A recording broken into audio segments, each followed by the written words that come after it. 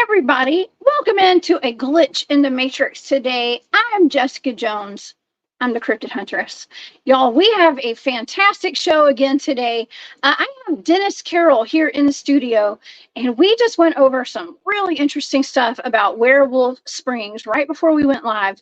And we are going to be not only talking about Werewolf Springs, I've got another haunted cryptid type creature that has also been spotted, or there's legends of it in the area we're going to talk about. And we're going to talk about traveling circuses today as well.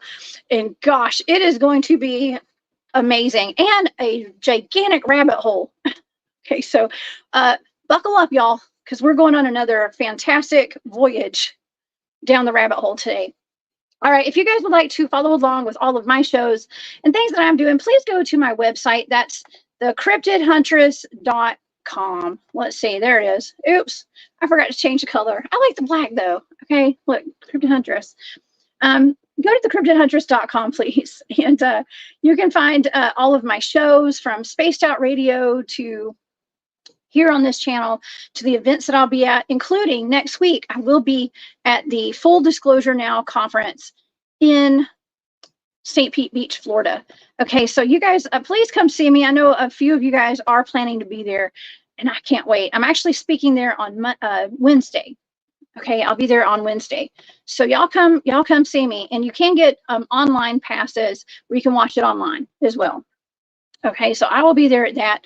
I do have to say, unfortunately, I decided that I'm not going to be at the Appalachian Starseed reunion.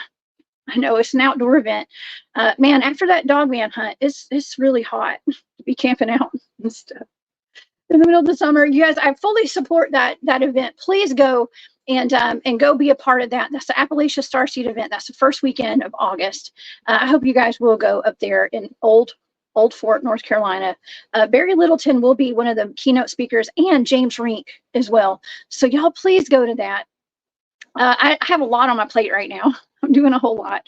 So I did make an executive decision to not be at that one. Okay, but I will be at the Squatch Out coming up in September.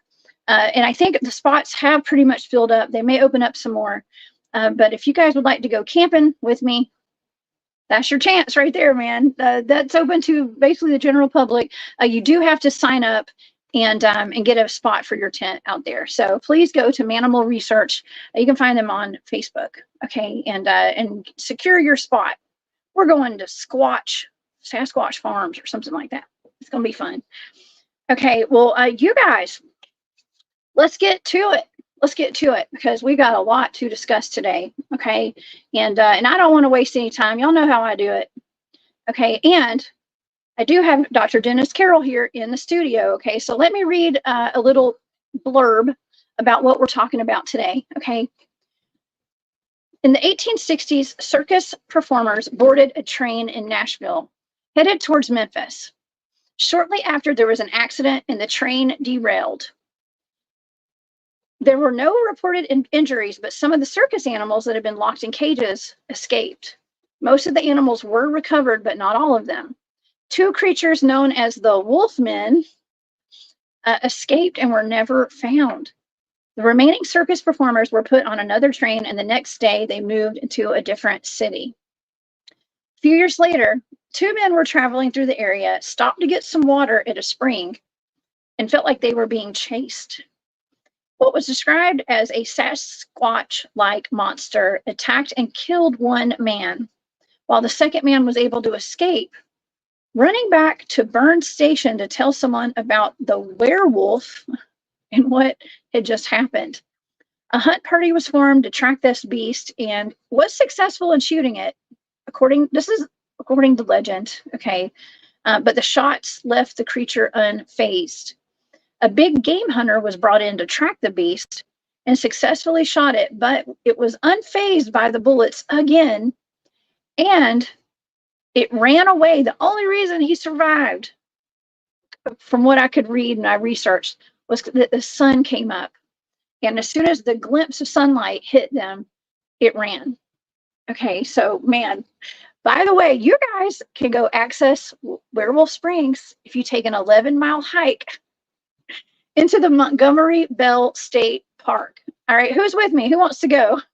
I know Drewski's in here, Cryptid Warfare Podcast. He's game. I know, he always is. But please help me welcome to the show today. I have Dr. Dennis Carroll here. Dennis has many, many years of experience with the paranormal. He is my go-to on the occult, even cryptids and UFOs, demonology, vampires, and werewolves. You guys can find him over on Hunting the Shadows on YouTube. He does weekly shows throughout the week, daily shows throughout the week. All right. Please help me welcome Dr. Dennis Carroll. Hey, Dennis. Glad to be here. You know what? When you mention werewolves, vampires, I immediately perk up because those are some of my most interesting cryptids of all, definitely. And as I said something about this earlier, I actually have been to Werewolf Springs. I drank out of the springs, by the way, which I hope doesn't make me turn into something on nights of the full moon. But anyway, it's not really called Werewolf Springs, by the way, though. The locals call it that. The legends around that, but it's actually called Hall Springs, and it's in a place called Montgomery Bell Reserve or Park, something like that. It's really a national park-like thing there, and it's in mid-Tennessee, middle part, mainly kind of in the middle part of Tennessee. But I went there many, many, many years ago, and I heard about the legend of Werewolf Springs is what we're going to be talking about today. It is a very interesting urban-type legend that would have to be one of the earliest kind of urban legends in the South, because it goes way back to like just shortly after the Civil War. So we're talking some history here, definitely. Yeah. Well, speaking of history, I thought it was really cool that we're going to get to talk about circuses from the 1800s today. Okay, and that's something I actually had done some research on traveling carnivals recently, because for my channel members over here on my YouTube channel, I've been recording some narrated stories, okay, that my grandmother wrote that I used to recite. I'd memorize them and I'd say them at storytelling contests when I was a kid, and I used to win these storytelling contests back in elementary school. And one of them actually involves a traveling carnival. And so I had done some research on those, which is really interesting that we're talking about this. And I've got these other things recorded that I'm about to put out for my channel members. Because the traveling, I mean, this was like the entertainment back then. This was like the ultimate in entertainment. There wasn't a whole lot. They didn't have internet and a lot of television going on back then in the 1800s. People looked forward to the traveling carnival, and traveling carnivals included rides, okay, different rides, but mostly what we would consider today to be freak shows is what they called them, right, Dennis? Yeah, they used to call sideshows, freak shows. Sideshows. I remember the Barkers that would go out, especially talking about the wolf-faced or dog-faced boy that we're going to be mentioning. It would, we would call it a freak of nature. This is a freak of nature. There's something unusual. It's from Borneo or somewhere way off that you never heard of. I remember attending some of these sideshows when I was a kid. And one of the most interesting ones, just right offhand, I was thinking about it when you were talking about that. They used to have the giant rats of Sumatra. And what these were, they were down in a pit. You could walk up and look down in there and look at them. And they were giant. They were some of the largest rats I've ever seen in my life. They were bigger than cats, these rats, than average house cat. And they would actually, Jessica, had gnawed holes in metal food bowls that they had. That's how strong these guys were. You would not want this kind of rat in your house. Definitely, they were like monster rats. So you had all kind of freak shows, side shows like that went on in the county fairs and carnivals that toured our our national one. And like you said, this was back before the internet. Some of this even started, of course, back before movie houses and all. This was the only form of entertainment. Up north, they call them a Chautauqua. This was the only kind of entertainment that went on back in those days, and that was a big, big thing when the carnival, the circus came to your town. Absolutely. Oh man. Well, it actually looks like most of these people have deformities, like genetic mutations and physical deformities on their bodies. And I guess, okay, so I've actually heard stories of women that traveled with some of these carnivals who made a lot of money, okay, but they were like the ugliest woman in the world. And unfortunately, for some of these women, they looked, they had hard features, I guess you could say, sharp features on their face and stuff, and they looked kind of manly or something. And so people would go and make fun of them. But, for women like maybe who's lost a husband or something, they would make a lot of money and be able to support their children. But gosh, it's got to be a horrible thing to get pointed at and laughed at every day. Oh yeah, and a lot of these carnivals also had the girly shows. They had the dance shows and they would have the women that came out on the stage in skimpy costumes. And I remember as a very young age, like I was about 15 years old, I was big. I was big for my age. Okay, and I kind of snuck into one of these girl shows. Oh, I bet you did. Yeah, and you're not supposed to be allowed in there unless you were like back in those days 21. But I was kind of big for my age, so I snuck in, and actually, I thought that's been pretty good sitting there watching the show, and I look around and there's like 20 cops in there with me. So that kind of made me uncomfortable. I didn't really get to enjoy the show that much, but anyway, I used to go into a lot of these things. It was a big thing back in the day and the fairs and all that stuff. And I have seen a lot of these sideshows, and they really presented them that way, especially P.T. Barnum, who was really more of a showman than he was an actual, I guess you would say, circus kind of a guy.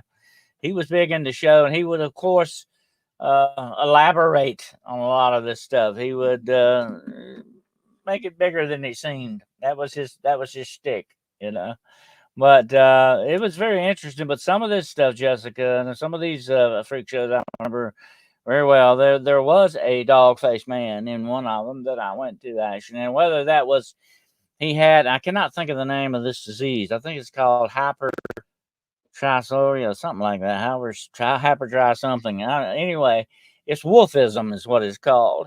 And you have hair all over your body, like you see there. And of course, that's the most famous one of all. That's JoJo, the dog-faced boy.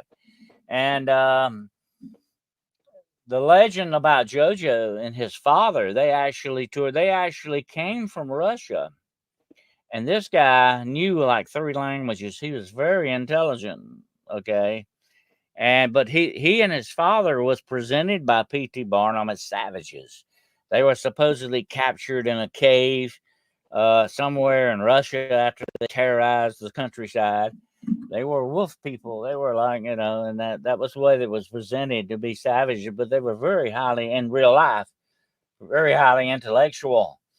And they made a lot of money out of their condition and became very famous for it.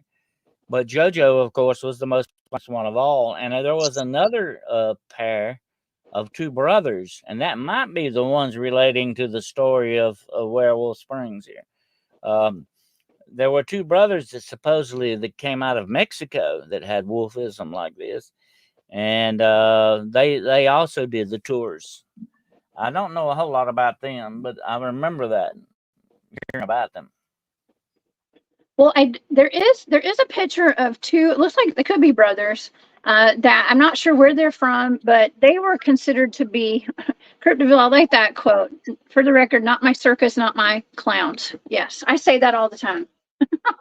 But these are like two little boys. I mean, they may just be little people for all I know. I'm not sure. But they were considered to be. I think they were called the Wild Boys or something. And so it had to been. It was very exotic for people, especially the country folk. Okay, I'm sure. I grew up in the country. I would have loved to have gone to one of these when I was a kid. I would have loved it because being in little small towns like that. I mean, you only knew the people who lived around you, and people from other, exotic lands and stuff. They had to have been fascinating to, especially to all the kids, and these exotic animals too. I could imagine seeing like a cheetah or a lion or an elephant would have just been mind blowing for people who'd never seen something like that before. Well, wolf people have a long history. It goes way, way back. Kind of like Tarzan of the Apes, raised by the wild apes in Africa. You had supposedly people raised by wolves. I think there was several women that were that way. And, of course, the most famous ones of all go way back in history to Romulus and Remus, who found the founders of Rome. And I think there's a statue of them in Rome, Georgia, by the way. There's an actual statue of them. They were supposed to be suckling off their mother. You see, they're very little children up under the wolf and taking milk from the wolf. She actually supposedly raised them in the wild. So you have this story, and that was in the consciousness of a lot of people back then, because these stories were told of wild people. And, we need to do a show one day on nothing but the wild men and wild people, because that is a fascinating subject. But this is known all over the world. In most every culture, you have these feral type people stories that go on about this stuff. And, there have been a lot of talk over the years amongst a lot of cryptid investigators that some of the stuff going on out there in the woods may be the result of some of these feral people that exist out there, that live out in deep in the forest. You got some freaky stuff going on. Definitely. Yeah, that's Romulus. Yeah. Yep, that's Romulus and Remus, and yes, they do have a statue of this. This is not the statue in Rome, Georgia. Okay, because I've seen the statue in Rome, Georgia. I'm actually from not far from there, and by the way, Rome, Georgia is highly strange. Okay, and I don't mean the people there, okay, because I come from people there in Rome, but it's the land, the school. My friend Bryce, okay, that I do shows with at Esoteric Atlanta, she went to school there at a boarding school. Okay, I know a lot. I had some friends that went to boarding school there. A lot of what some people claim was like satanic ritual abuse was going on there with underground tunnels. There's a lot of stories I know personally of some strange occultic stuff going on in that county. Okay, where all that is. So I don't know if Romulus and Remus has anything to do with that. Also, Jessica, the very famous werewolf of Talbot County, Georgia. I know you've heard of it. And I think the writer Mary Roberts wrote about that. Very famous case. And I think it's very appropriate. It would be in Talbot, Georgia, Lawrence Talbot, the Wolfman. That kind of is an interesting little connection there. But actually, that's a very famous case in Georgia. So, I mean, this stuff would be on the minds of local people, especially when you came on with a sideshow like that. People could say, oh, these, wild people, they like what we've heard about around here, kind of thing. And I think that may be the basis for a lot of what happened with Werewolf Springs and the circus train thing incident, which sounds like a movie. It sounds like the plot from a movie, definitely. It does. Now, I've talked about Emily Isabella Burt before, and she was born. She is from Georgia. This is the werewolf of Georgia. This was her, and she lived to be an old lady. Okay, she actually passed away as an old lady, and I don't mean old. I'm not, no disrespect, but it was like in her late 80s. Okay, and she's buried down in Talbot County, which is actually part of the Troop Herd Corridor. Okay, where I do Bigfoot and Dogman research and stuff. We have a lot of reports of Dogmen down there. Okay, and the large alien abductions that have been going on down in that area as well. So alien abductions, werewolves. You know, her tombstone actually says something really weird. Not something really weird. I don't mean that in a bad way. But her aunt or somebody had, her sister, or her niece, had, I guess it was her niece, had put an inscription on her headstone that reads something about now. And I'm paraphrasing, okay, because it was like, now that she's passed on, she's in her true form now. In her true form. That's odd, okay, considering she was considered to be a werewolf. Well, you know, we did that show recently about curses, family curses, and all that. I've often wondered if maybe she was suffering under something like that. You know, that's an interesting aspect. But you know, like I say, this is on the minds of a lot of people on these things, and I have to wonder about, especially with Werewolf Springs, the circus train story and all that. And you know, we've talked about this before. I think a lot of cryptid sightings could be explained by some of what I call out of place animals. They're not supposed to be there. Just like right now, from where I'm sitting, about maybe 3 miles away, this guy once owned a full grown African lion. He owned it, he kept it in his yard, okay? And it got out one day and they had to hunt this thing down. And luckily he got, got it before it, got a hold of somebody.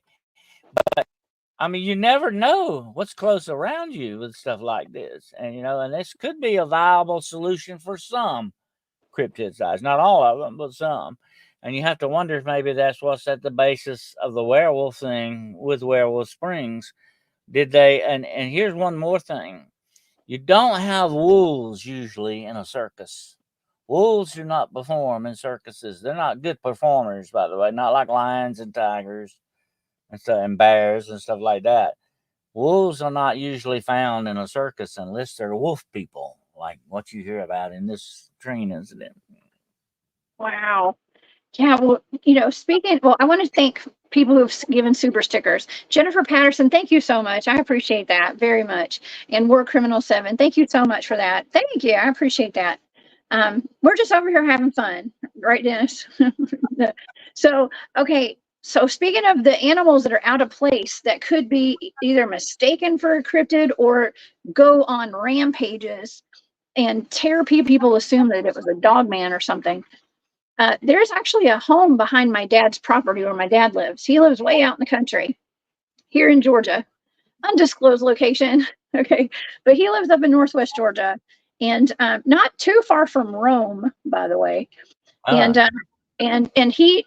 the property that he lives on now, there was a man who lived behind him in a house, and apparently he was a drug dealer or something. I'm not sure. He had a lot of money. He had a lot of exotic pets, including like big cats, and I think it was like a tiger, a lion, a bear, or something. It was wild. He had stuff that he shouldn't have had on his property, and at some point, he let the animals out on purpose.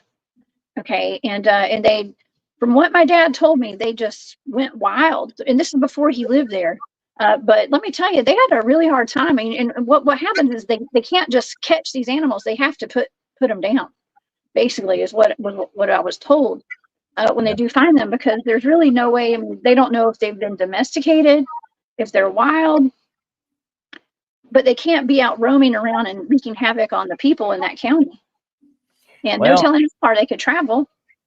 When an animal like that, Jessica, gets out in its unusual surroundings, it's not used to its habitat, it can kind of get wild. It can get very rowdy. Animals, especially wild animals. I mean, no matter how much you try to domesticate them, there'll always be that wildness in them. That'll always be there. I talked to a lion tamer one time, and he actually said, "I love my lions. I love them." He said, "They're part of my heart, but I can never trust them." Oh, that's a mistake. You never trust a wild animal because that wildness. Yeah, they can turn on you in 1 minute. Some domesticated animals have done that, much less wild animals. That's right, Dennis. I've watched those videos of people in national parks going up to pet a buffalo.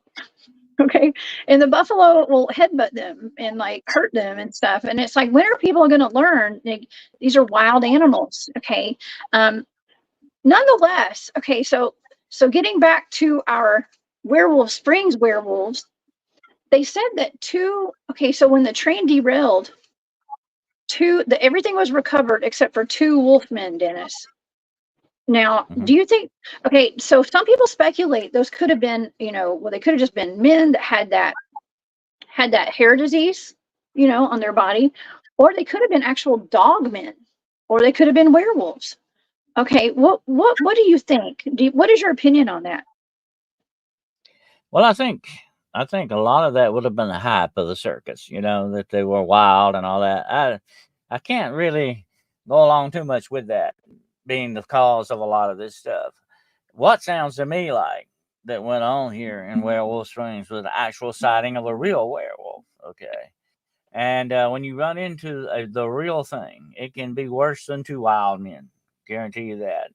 And here's one more thing you got to think about: the werewolf is a supernatural creature. Is a being in its form as a werewolf. Is supernatural. Bullets are not going to hurt it. And these are good country guys. They know how to shoot. Okay, they grew up that way.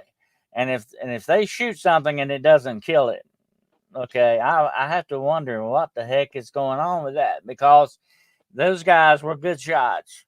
So you're not going to kill a werewolf with regular bullets. And you don't even have to worry about the silver bullet. As long as that bullet, whatever you fire at it, is blessed, it will take down the vampire, the werewolf, whatever the supernatural creature supposedly will be. I even carry loaded shotgun shells of rock salt in case I run into what would be called a malevolent ghost, because these things can take these things down, but they got to do it the correct way. And if you tell me these guys are shooting at something and the bullets don't bother it at all, you're not looking at something that's normally physical here. You're looking at something supernatural. You are. And the fact that these stories, and I'm not saying any of this is 100% fact, because I don't have I mean, the only documentation that I could find was in old like newspaper articles. Okay, and that's okay, because that's evidence right there, right? I mean, it's evidence to me that something happened. Okay, and sometimes they say it was kind of a legend, but um, like I said, there's no like firsthand other than these newspaper articles. Okay, and of course this happened back in the 1800s. Okay, allegedly, but I have separate accounts. I have more accounts of people encountering werewolves back then. Okay, I was going to say the fact uh, was that the big game hunter claimed that it only ran away when the sunlight came out. When the sun came out that morning is when it ran off. So that is indicative of a werewolf.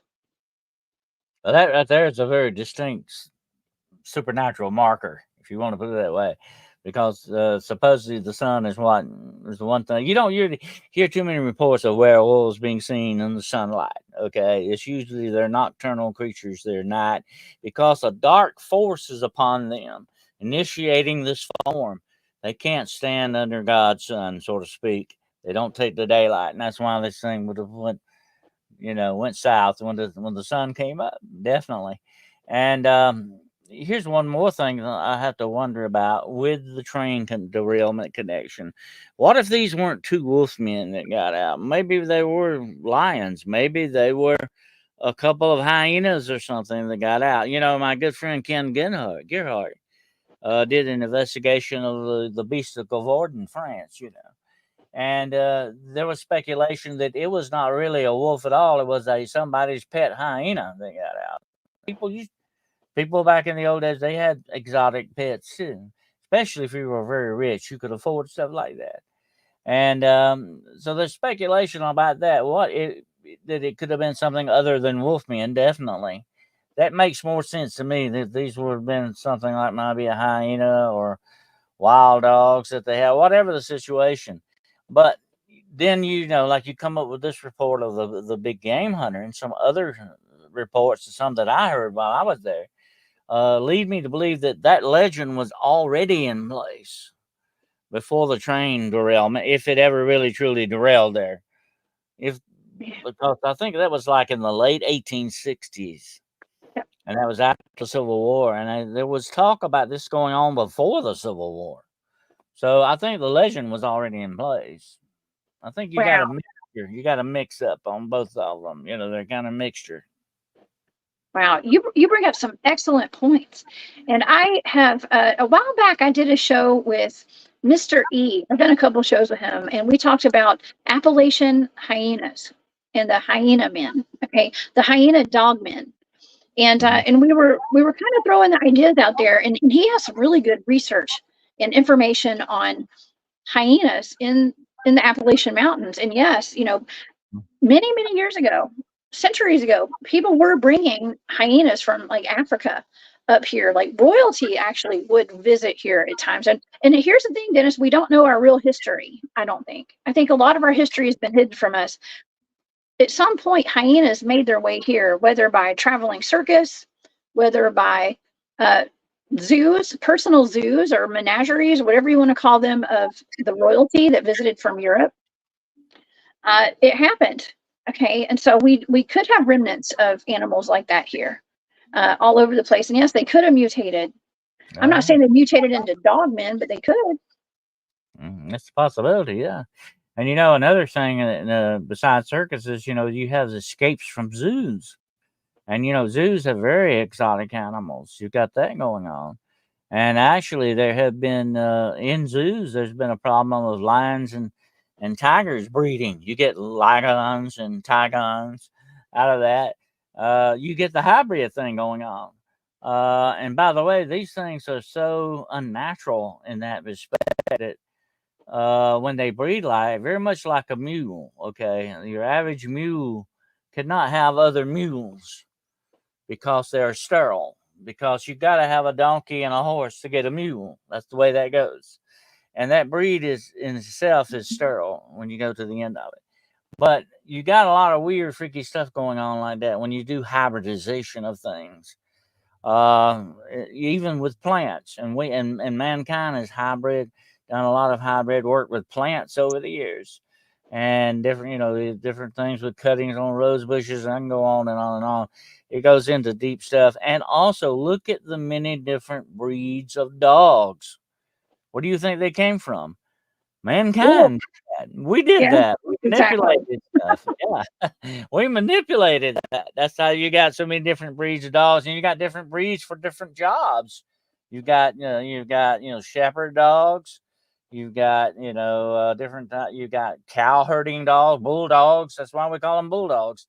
They herd bulls. Okay, you got to be pretty mean to do that too, by the way. And that's why we had a ring in the nose of the bull and the big sows. They had the rings because the dogs could grab that and get that bull or that sow to do whatever it wanted to. Which I have to laugh when I see people with rings in their noses. But anyway, I think about that. They only knew. It's a good handle, definitely. But anyway, man has always been big in hybridization of things and messing around with nature. Absolutely. Oh my gosh.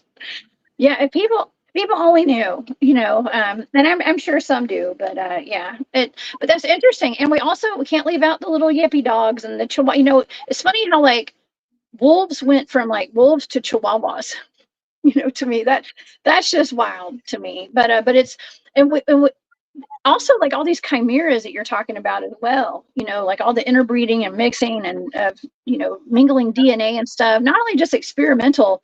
But I don't know.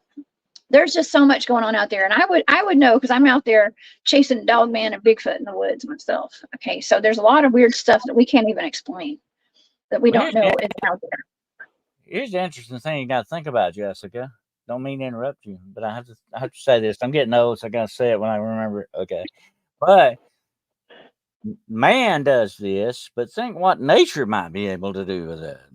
If nature decides to sort of do something like that along those same lines, maybe that's where you get a lot of these cryptids from. That's another possibility. The nature kind of gets freaky sometimes. Absolutely. And, I have heard actually reports, and listen to this. This is wild. I've actually heard reports coming out of California of blue coyotes. Blue coyotes. What's going on with that? So you've got some weird stuff going on in nature. And here's one more thing we got to think about. Nature now must coexist with man. And look at all the chemicals and stuff that we put out on lands and in landfills and dumpsters that animals might get a hold of or be exposed to. It might cause some of this stuff too. So you've got a lot of possibility here when it comes to cryptids. Absolutely. Yeah, we do. We absolutely do. These are some great comments in here today, and talking about what is this? Roger says that he thinks that foxes were used to make chihuahuas. Okay. Which that's interesting. Isn't a fox in the cat family or is it the dog family? I don't remember. I can't remember. But anyways, okay. Well, let's go back to let's go to some stories of people who have encountered these wolfmen. The wolf-like creatures, sometimes described as Sasquatch type creatures, and other times they're wolfmen. Okay, wolfmen. Wild men. Yeah. That's interesting. I mean, they got a lot of excess hair on. Here, let me say this. If you were born, Jessica, with this disease, this wolfism, okay, if you were born with this 200 years ago, we wouldn't know what to think about you, okay? We would probably cast you out of the village. You were on your own. You had to go out and survive in the woods and in the wild because we didn't understand you. What was out of the normal? Even red-haired people were suspected to be witches, okay?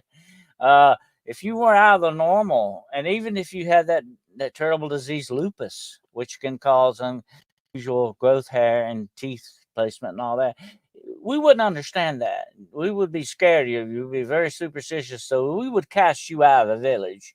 You would be on your own. Think about that. And I think that is where a lot of werewolves, so-called werewolf legends began, with some stuff like that as well. I mean, that's another natural probable cause for some of this stuff, not all of it, but for some of it. So when you look at werewolves, you got to look at the naturally occurring werewolf and the cursed werewolf or the black magic werewolf. You've got different types to look at, and that right there, if you knew someone like JoJo there, that would have scared you out of your wits years ago. I mean, you wouldn't understand. We're a little more modern now. We look through different eyes and different filters that we have now. But back 200 or even 100 years ago, people would have said, "Oh, we don't want you around us. Get out of here. You're some kind of freak of nature. We don't want you around." And that was sad, though, very sad in a way, because you throw these people out, they had to survive or die. Whatever chance they had. Yeah. Oh yeah. I mean, it's it's actually quite sad. Yeah. Or you could get a job at a circus. Yeah. I know. Well, I was saying that women, in particularly, there's a case of that woman that I was talking about who was the world's ugliest woman. Okay, and she looked very masculine, let's just say, but she had lived a horribly hard life, and had a bunch of kids, and her husband had died, and he was gone out of the picture, and so she had to support her family and feed her children. And so she went into the circus and she let people laugh and point at her, but she made a lot of money. Okay, and she was able to feed her family and take care. But I mean, I can't imagine what that does to your psyche, your psychological well-being. Look at all the rumors and gossip that goes on about normal people nowadays. If you were a little odd back then, especially, it still goes on today too. But if you were a little odd, then rumors were talked about. Maybe stories were made up about you. Things that weren't necessarily true, they got started that way. Oh man, that still happens today. You don't got to look like a wolf to get stories started about you. Okay. Hybrid trichosis. I could not think of the name of that. Thank you. Yes. Okay. Well, let's talk about the first two men that got attacked by the so-called Wolfman. Okay. Now this is at Montgomery Bell State Park. Well, now it wasn't that back then, but now it's called Montgomery State Park. This is an area of the park right there. I'm just going to put this picture up while I talk about this now. Now this account comes from I got this out of a newspaper article from the Dixon Herald. Okay, the Dixon Herald. They said that they talk about how in the late 1860s, a circus train derailed, and the animal recovered, and except for the two wolfmen. A couple of years later, a local landowner and his hired hand were traveling by wagon down a country road in the proximity to where Highway 47 runs southwest to the park. They were heading from the present-day Burns area to a homestead near the Harpeth River. The travelers were stopped by a wild creature in the vicinity of Werewolf Springs. They moved faster and faster trying to shake the creature, but it was of no use, so they abandoned the wagon and ran down the forest in opposite directions. The creature pursued the hired hand, who was never seen again. The landowner heard a blood-curdling scream and pleas for mercy from the hired hand, but his body was never found. Following this incident, a posse gathered to find and kill the beast. They headed to a clearing near the springs where it appeared a predator frequently hunted. Okay, they tethered a goat in the middle of the clearing and broke off in pairs surrounding the goat under cover. A Sasquatch-like creature entered the clearing and headed straight for the goat. The men fired at the creature, then lit their lanterns to see if it was dead. The creature and the goat then vanished along with the two members of the posse. A big game hunter then attempted to slay the beast. The hunter spent 3 nights in a cabin near Werewolf Springs. All was quiet the first 2 nights, but the hunter had to fight for his life the final evening. He heard howls in the distance and took aim from a cabin window at what appeared to be the creature.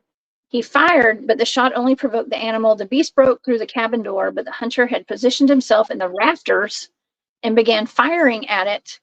The bullets didn't faze the creature as it swiped and clawed the hunter, whose ammunition by now was down to 2 shots in his pistol. He was saved, however, when the sun began to rise and the creature fled into the woods. And that's the first account of people being attacked, unalived by the werewolf or the werewolves of this area. Well, here's the interesting thing about that, Jessica. I've had people, there's been some conjecture. Could this have been a dogman that these people had run into? But let me say this about dogmen and werewolves, okay? And I've talked a lot about this over the years. If you were to take me to 2 crime scenes where people were savagely murdered by something, and I saw one as opposed to the other, the dogman scene would be, yeah, they probably would have a throat ripped out. There'd be some mauling, definitely. The second scene, where they completely torn to pieces, would be the werewolf. Okay, that would be the big difference in the way the werewolves and dogmen would actually attack something. The werewolf is a psychotic killer, and when I hear this story about the guys running into the woods never to be seen again, that sounds like a werewolf to me. Okay, that definitely has the earmarks of sounding like a werewolf. That doesn't sound like a dogman. It certainly doesn't sound like a wolfman kind of a thing. That sounds like a werewolf that will eat you. He will take you off somewhere and eat you. Now, that's not a wendigo. Now, wendigo is a completely different thing altogether here. Okay, listen. But that is what a werewolf would do. Absolutely. Modus operandi. Ooh, the MO. Okay, for sure. That's what I like to say. The modus operandi. That's right. Okay, so I'm glad that I have you here to talk about this, because you are my resident expert on werewolves, Dennis. Okay, and it's important because there's a couple of other encounters, and they include children, actually, that have to do with this as well. So I believe one is a little girl who went missing, who has been, people in the area assume that the werewolf took her. Okay, and I guess I'll just read. This is actually from the same article from the Dixon Herald. Okay, from this area. This was actually written. It was taken. I think it was in the Tennessean, but they took it from the Dixon Herald. Okay, so I want to give them credit. Okay, I don't want to read anything that I don't give credit for. Okay, so there's Hall Springs. Okay, this is an incident that happened in Hall Springs, and I don't know if this is, I guess this is where the trail is actually. By the way, Dennis, you can take an 11-mile hike into the Montgomery Bell State Park and hang out with the werewolf in that area. Okay, I don't know if I would recommend that, Okay, but you can. Okay, it's that area. 11-mile hike. Okay, we did like a 3 or 4 mile hike into the Dogman hunt last Monday, and that's a long hike. Okay, that's a long hike. But that's one thing we could have said about when we did the show about the dragon. You know, don't mess in the affairs of dragons because you are crunchy and you taste good with ketchup. Well, that's the same thing with werewolves. Okay, I would not recommend you to do any werewolf hunting out there unless you were truly armed the way you need to be, because this is a supernatural killer. It's not like Dogman. If I would rather, somebody asked me that not long ago, if you walk, would you rather walk up on a Dogman or a werewolf? I'd rather walk up on the Dogman because he's probably going to cut you a break. The werewolf will not. And that was the thing about the Beast of Govarden. It would take people off and eat them. That was very werewolf-like. That's just the way they operate. And that's what that sounds like is going on here in this place to me. And like I said, I talked to a few of the locals when I was there about this. And they did tell me that they didn't really believe the train derailment story as much as they already had that legend in place, per se, about some kind of a beast that existed there. They didn't come right out and say, oh, it's a werewolf. But it sounded very much like that, you know, and what they were really trying to describe. well, I hear that werewolves are more human-like. They think in a, not to say they're not. I'm not to say they're totally human, but they actually have critical thinking skills like humans and stuff. And dogmen are more kind of like dogs, okay, but with human attributes, kind of with their humanoid bodies and stuff. So I don't know. It depends on what kind of dogman it is. I don't know. I'd like to see one from afar. Okay, from afar. But unfortunately, there's been several people who have been either attacked by these. I have three stories actually. So I'm gonna actually read this from this newspaper article. This is about the Hall Springs incident. Okay. So this is an account. It says this is the rough account Brown heard as a Cub Scout camping in the area known as Werewolf Springs. The area referred to as Werewolf Springs is actually Hall Springs, like you said, Dennis. But yeah, and it's presently accessed through Montgomery Bell's State Park 11-mile overnight hiking trail. Okay. Mark Cordlew, a longtime Burns resident and former naturalist and ranger, explained, and he's worked at this park, explained the Hall family homestead was located about 150 yards from Hall Springs, which is Werewolf Springs, between the springs and the Hall Cemetery. Now that piques my interest with the cemetery, Dennis, because dogmen are often spotted near cemeteries, which could mean that this could be a dogman. Could be.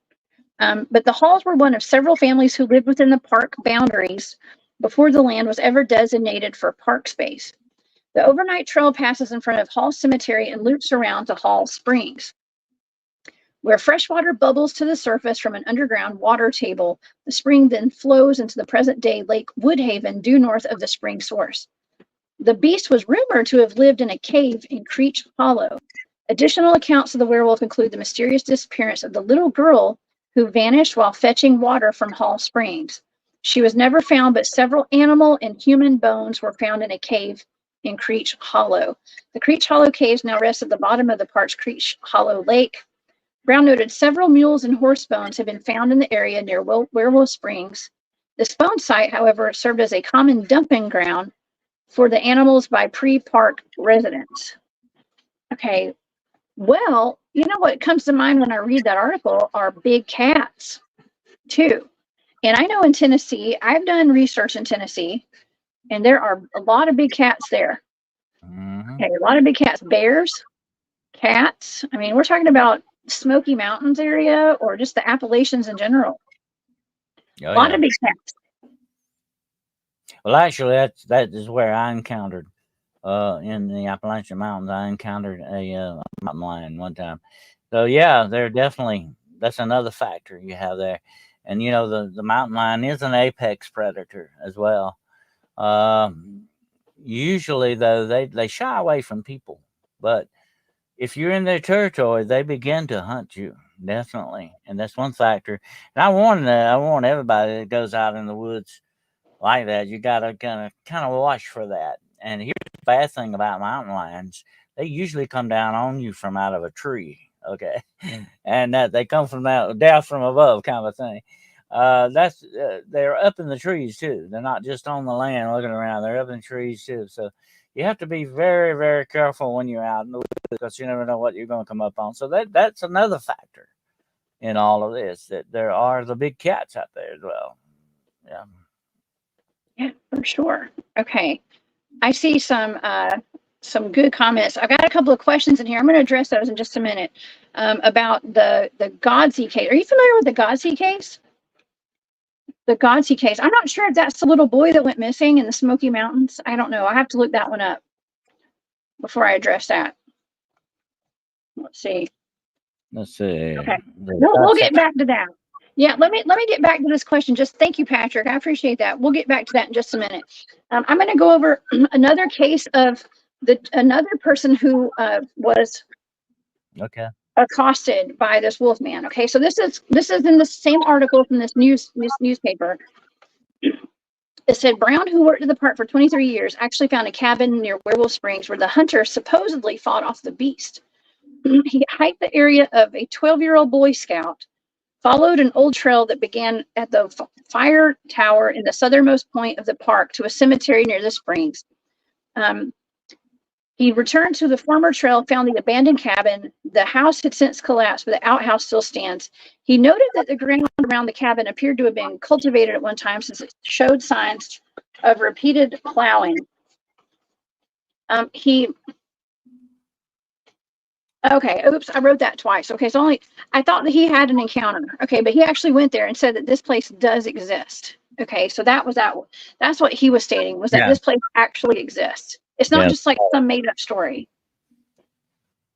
Yeah, that cabin was very. I would love to see that actually. If that is the original cabin, there are several cabins I think that have been found around there, so you'd have to kind of determine which one's which. But anyway, another thing about cemeteries being a Dogman hangout, they also are places where werewolves basically go to, because you have what you're dealing with are demonic creatures, and demonic things tend to gravitate towards cemeteries, places of the dead. That's usually par for the course. But anyway, some of this stuff is so fascinating because it has so much parts of legend to it, and you have to kind of cut through the legend to get to the real truth, the bone of what may be the real foundation of it. So it's interesting to listen to all of it and try to determine what's what, and what may be and what can be discounted if possible and what can't be. Yes. Urso has a question, Dennis. Could a skinwalker mistakenly be labeled a werewolf? Not really. The skinwalker is really coming from a different direction. Okay, in that respect, although it is a witch, a skinwalker is a witch. Okay, or it's a Native American thing for a witch, or a warlock type thing, depending on the male or female. But they're coming from a different direction than the werewolf. The werewolf is more European black magic kind of a thing, more witchcraft, European witchcraft than the skinwalker. The skinwalker is based in Native American magic and stuff, and the belief system in them that is inherent. But very, very few Native Americans will talk about the skinwalker, because the more you talk about it, the more attention you give it, just like any kind of a demonic thing. The more acknowledgement you give it, the stronger it makes that thing. And it will zero in on you because you're the source of that. And that's, in other words, it's not a good idea to talk about it, because then you get their attention. Oh, yeah. Okay.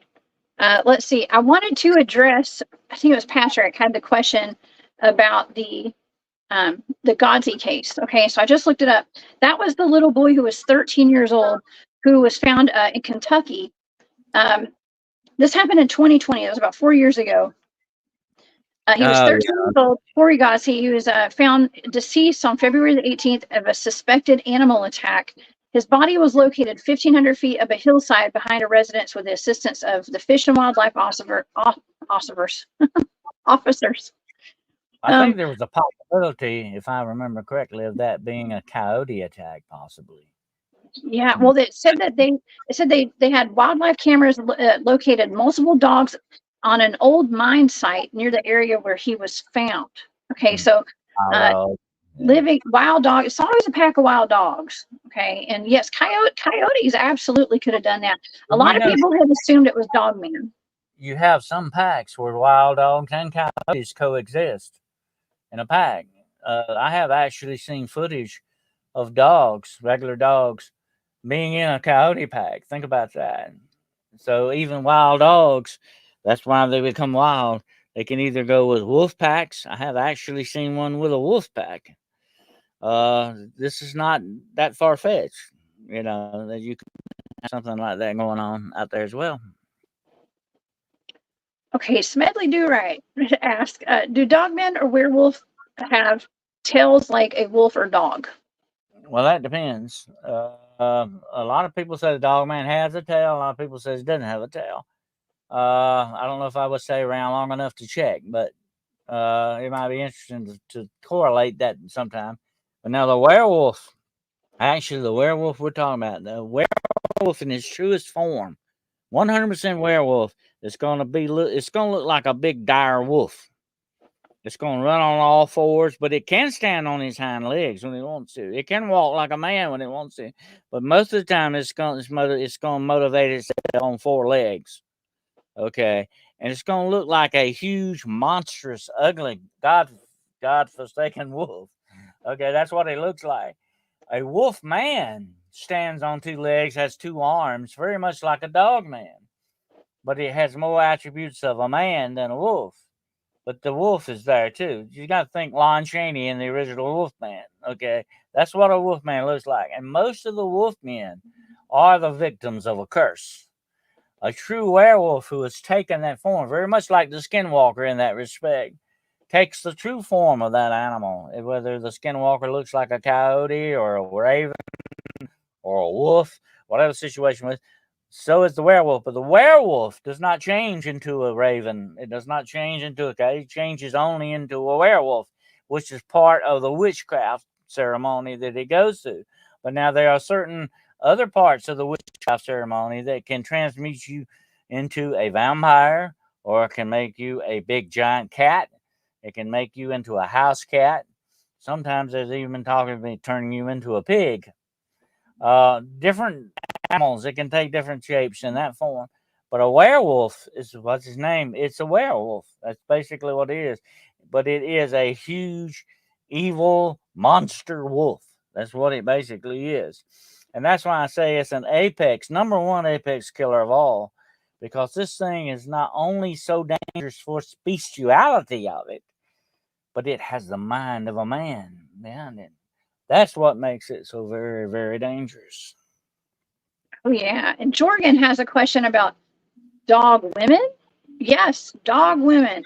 There are dog women. There have to be female dog men in order for there to be dog men, period, if they're going to continue their, I have read several reports of dog women, actually. They actually would have, like I'll say this, like it would have the teats of a dog going down its belly, like a female dog, like a regular female dog would have. I have heard reports of that, but they're very, very seldom, kind of rare. Most of you just hear the dog. Oh, yeah. And there is talk of there being dogmen being used by our government. We talk pretty often about how everything is weaponized. And I do believe dogmen and werewolves are real, they would be weaponized to be used by our government. And so Urso says dogmen from government are highly trained to do a lot of reasoning and human things. Think about this, Jessica. What if I went to the offices of the CIA tomorrow And I said, hey, I can turn into a werewolf whenever I want to. Can you guys use me? Do you think they would turn me down? No, no, we can use you. Yeah, we could use you. That's what they would say. They would find some way to use it, and so I have no doubt that they do that. Now I have yeah, and that's true, Aaron. The mountain lions absolutely were not killed off to the degree that we're told and stuff. And yeah, nothing is what we're told. I don't think. Yeah, Patrick, the Godsey case was the 10-year-old that was killed by an unknown canine. Yes, totally. That is a super sad case. I haven't covered it because it's a kid. I try to kind of stay away, like especially if I were to get that as a remote viewing target, I would be hesitant to talk about that on air because it's a child. There was one case, Jessica, I remember not too long ago, where a young lady was actually killed by a coyote. If you remember that, she was killed down in a ditch by a pack of coyotes. If an animal gets hungry, Jessica, no matter what that animal is, that includes people, okay, they're going to do something out of the unusual to survive, whatever that may be.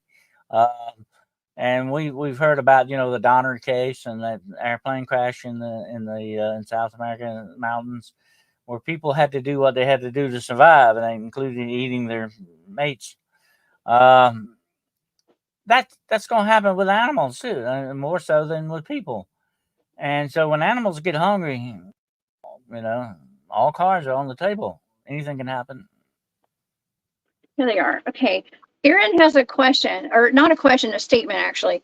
If I remember correctly, the original werewolves back in the 16th century Germany had to wear a magic girdle to transform. Are you familiar with that? Well, yeah, actually it was a belt, not a girdle. It's really what's more, well, it's very much like some of these wrestling belts, kind of a big belt like that. And it had different attributes to it, different spells cast on it. And it had also the fur of a wolf on it. You had to have that, that was part of the motif, but it was something that was part of it. But the spells, the dark witchcraft, the evil, the murder that you had to commit to get that way, that's a long, long story, but it's a dark one because these were very dark and demonic powers that people were using. Oh, Steph, the contractor says, I've seen coyotes and feral dogs work together outside of Casper, Wyoming. And Rocky Mountain Skywatcher says, that's my coyote over here. A feral dog pack would attack before coyotes, at least what I've seen around here. Okay, yeah, so I saw a film not long ago. They showed a pack of wolves going there somewhere in Canada, and the wolves were like going through the forest through some heavy snow, and right in the middle of this pack of wolves was a golden retriever. He was living with the wolves. That's interesting. You never know what may happen in nature. That's the interesting thing about nature. And I always think about this whenever I ever started into the forest. What am I going to see today? What am I going to experience today? Because you never know what you may find. Just like that guy you ran into looking for dragons. You never know what you're going to run into when you go out there. That's right. I was watching a drone footage video that a couple had lost their husky and couldn't find their dog. Their husky had ran away, and so they put their drone in the air trying to see if they could find it. And their husky had taken up with a pack of bears. Okay, and it was living its best life with this pack of bears. And so there you go. Okay, really, really odd combination there. But what about the idea of werewolves being shapeshifters as well? Because Re-Indigenizing Minds had put something up here about shapeshifter histories. Do you think that there's? I mean, I'm not saying that whatever escaped from the circus in Tennessee was a shapeshifter or actually even a real werewolf, but it could have been. And what about it being a shapeshifter potentially? That's a possibility. They had supposedly, I have heard stories that years ago back in the circuses, there were some people that could do some shape shifting. And that's how they made their living in circuses. They could look like the animals they wanted to look like. Let me say this about shape shifting, and you got to remember this very, very important, Jessica. When it comes to the talent of being able to shapeshift, you're transmuting your form, you're changing reality in a different way.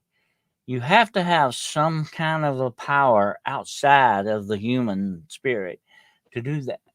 You've got to hook into something more powerful than you, because we are not inherently shapeshifters. That's not part of our makeup. And whenever we get into that, we're into some really strange territory, because you've got to go with a more, and I hate to say it, but here goes that word again, supernatural territory here. It's something far above the normal. And when you get into shifting, you get into some dark stuff. Absolutely. Well, there's my favorite shapeshifter out of the Appalachian Mountains is Spearfinger. Okay. And that's a witch. You know, there's actually another story I almost forgot about. We could talk about the White Bluff Screamer. Okay, this is in Tennessee, and this Yeah, the White Bluff Screamer. Yeah, that's an interesting. Yeah. What do you think it is? well, I figured you'd appreciate this story, Dennis. And about 100 years ago, there was a family who just moved into the Trace Creek and White Bluff area. A man, his wife, and their 7 children. They just settled into their new home. They were hearing screams, blood-curdling screams every night. The husband finally got tired of it and took his gun and went out to go look for whatever was screaming. And when he got deep in the woods, he heard screaming back at his cabin. And then he ran back, and his entire family was dead. And so there's different versions of the story. Some say that he saw like a mist form that looked like a banshee. Okay, like a woman that was wearing like a white dress with like blood stains all over her. So there's one story that goes in that direction. Okay. And then there's another version of the story is that he saw a white-haired creature, and some say it was a mountain lion. It could have been a mountain lion. Now I've heard cats scream, and they do sound like screaming women. Okay. Any kind of cat, a lot of different kind of cats sound like screaming women. Mm-hmm.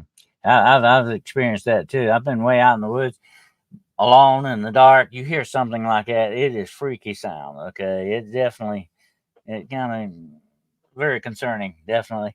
And like mountain lions can sound very much like a screaming woman, but also Sasquatch, you know, to emit some very horrific screams too. And that could be a possibility as what the White Bluff Screamer is. It could possibly be a Sasquatch as well, or a big cat.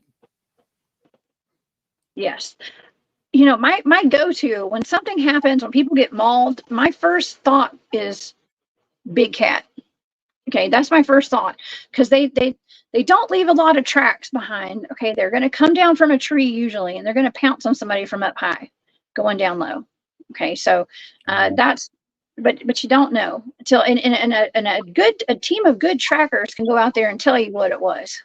Okay, and that's why it's hard for me to buy the stories of like Brenda Hamilton.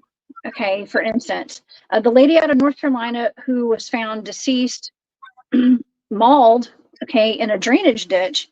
I did remote view that story. I do believe it was a big cat that mauled her. But Lawana Murphy has a very interesting statement here. I think there's more to all the recent dog attacks in residential areas.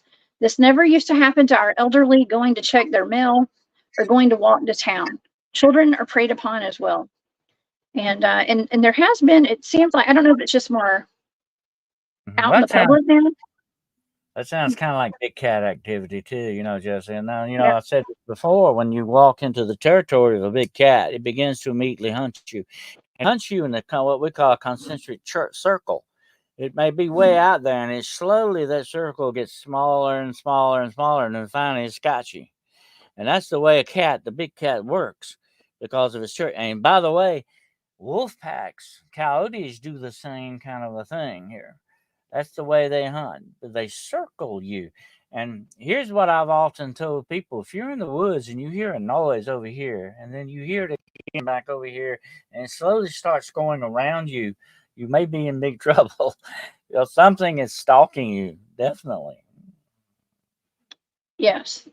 Something is stalked. Be careful. I know when we were out there doing that Dogman hunt last week, The crickets, the cicadas, whatever it was out there, the frogs, it was so loud.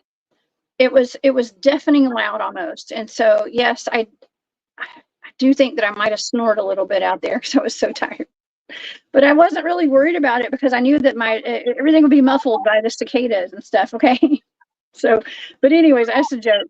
Okay. But at the same time, whenever something stops, like it was so loud, it was actually, I love the sound. Okay. I'm a country girl. I love hearing that. I sleep like a baby whenever there's a bunch of frogs chirping and stuff and crickets. Oh yeah. But it's when they stop, that's when you have to worry. Now, my friend Robbie Rains, he's on DA Ex Machina, it's a podcast with DA. Just talked to him. By the way, happy anniversary to DA Roberts today. He and his wife have been married for 31 years. Okay, I messaged with him last night. Congratulations, DA. But I was talking with Robbie. Robbie's the one that actually turned me on to the Werewolf Springs stuff.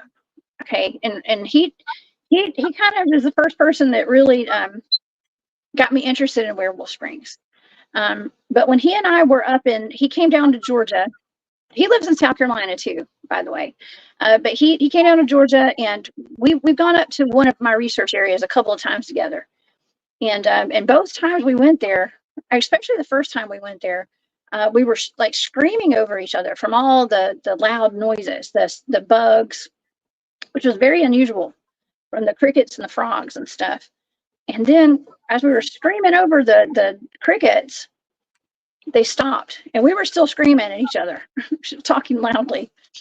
And it was jarring, to say the least. And we knew at that moment we were surrounded by something out there, and it was a predator. Okay. And so it is kind of an unnerving feeling, but it's also an alarm system for us. Okay, so you know that there's something out there. Now, I do believe those were Bigfoots, by the way.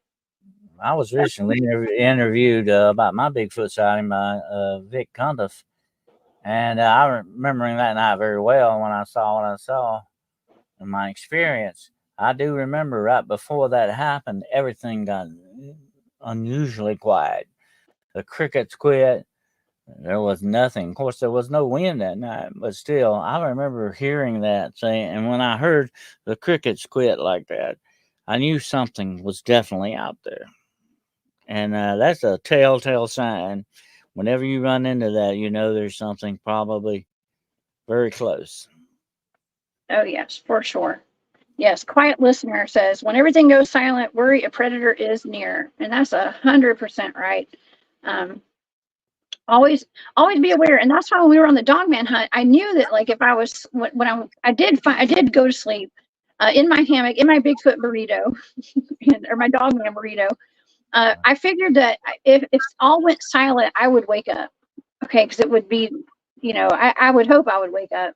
But of course, I think the guys would have woken me up if that had happened. Barry Littleton's in the chat today. What does Dennis think about the Wahila? The Wahila. Oh, okay. I've heard some stories about that, and it is sort of very much kind of like the white screamer thing. There's a lot of different stories told about it, and it kind of reminds me of the Wampus cat in some ways too. I know you're very familiar with the Wampus cat. I've actually been looking. I went on a hunt one time for the Wampus cat. So you got different cryptids with different attributes. It's very strange, but it seems like some of them pick out specialists. They specialize in things sometimes. That's what I would put it that way. They're sort of specialists. Oh yeah, I'm not super familiar with the Wahila. That's something that'd be cool to look into, actually. It would. And Auntie Venom says, Jessica, carry pepper spray. It seasons you up for the predators. Makes me spicy, right? Oh my God, I'm not spraying it on me though. Yes. Yeah, I want to taste as bad as possible for whatever predators are out there. Okay, I don't know, whatever they don't like, I'm gonna eat and rub it all over my skin. Okay. I've always said if something's gonna eat me, I'd rather make it have a hard time while it's doing that. I know, right? I know. I don't want to be something's dinner or something's lunch. I really don't. So I take more than pepper spray out there with me. personally. But I have a feeling that the guys that I go out and do research with and stuff, I have a feeling, a lot of those guys, the ones I was with last week at the Dogman hunt, they live in Tennessee, and they're not terribly far from Montgomery Bell State Park. Also, the Bell Witch Cave is up there too, Dennis. Yeah. So I'd like to go to the Bell Witch Cave too. So that's next on my list. Yeah. I've always wanted to go to the Bell Witch Cave. Never had the chance to do it. I was close by several times, but didn't have the chance to do it, unfortunately. That's a fascinating case. And a lot of people have interviewed some of the relatives of the Bell family. And they have some very interesting stories to tell. Absolutely. Oh, well, I've had Derek on my show. Derek is the 5th great grandson to John Bell. And Derek, you were on the show with us. You remember Derek? You met him. Okay, we did that show. We were talking about, he lives up at the Land Between the Lakes, actually. So you and Derek did a show together. I forgot about that. Almost forgot about that. So yeah, I want to go up there with Derek too. And Dennis, you should join us. That'd be a fun trip. But don't get gravel stuck in your shoe and go home with it, because it's cursed. Okay, cursed. Yeah. I mean, I wonder, it sounds to me like this land at Werewolf Springs, I mean, people seem to potentially think it's cursed, I would assume, if it's got werewolves out there. Well, I think some lands, Jessica, have a darkness to them, inherent darkness. I think it has a lot to do with elemental spirits or something like that going on. But I think it also has to do with earth power too. There may be pockets of the planet we live on. I've talked about the Earth before in this respect. This is a living planet we live on, and there are pockets, places where I think the power is more stronger, in other words, than in some other places. And some things out there may be tapping into this kind of power. There may be elemental type spirits, and there may be some other things that use this power. It makes sense when you think about it, that they would be drawn to these areas because that's where the juice is. Absolutely. The juice. That's right. Nighthawk. William Nighthawk's in the chat. Hey, William. He says, hello. Good to see you. You can either be the predator or the prey. Yes. I choose to be a predator. I'm going to be a predator out there. Okay. Oh, yeah. I don't mind being bait, though, but then I switch it up on them real quick. Okay. I ain't scared of that. I heard an old ranger say that one time years ago. You always want to be on the top of the food chain, not on the bottom. Absolutely. That's right. We have a question here in the audience. I see that comment, FAP. You're funny. Okay. Does garlic repel werewolves, Dennis?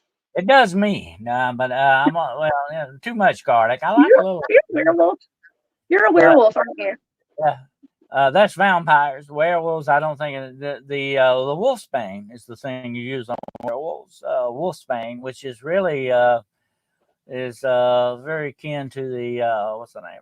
It's a sort of a bluebell looking flower. I actually have some here.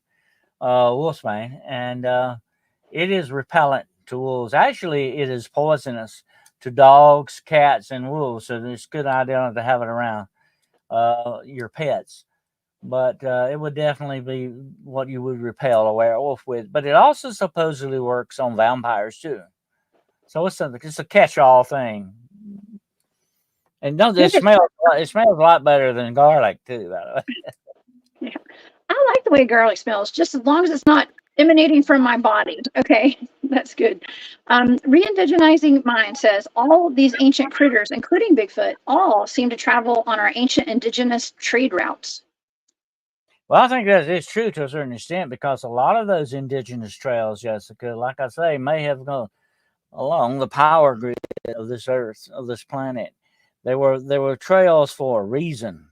And the ancient peoples, especially the indigenous peoples of this country, were tied to the land. And, that was a strong tie they had, and definitely would lay their trails out that way for a reason. Oh, yeah. Oh, wow. Okay. Well, this is interesting, because Re-indigenizing Minds has some latitude and longitude coordinates here for people to kind of see where these critters. Okay, the critters travel and have here. So that's really cool. Yeah, Urso says that they know of an area in North Carolina where a lot of meteorites fall, and the area's energy is really weird. It's interesting because I've done a good bit of research up in North Carolina, and there's a lot of high strangeness all over North Carolina.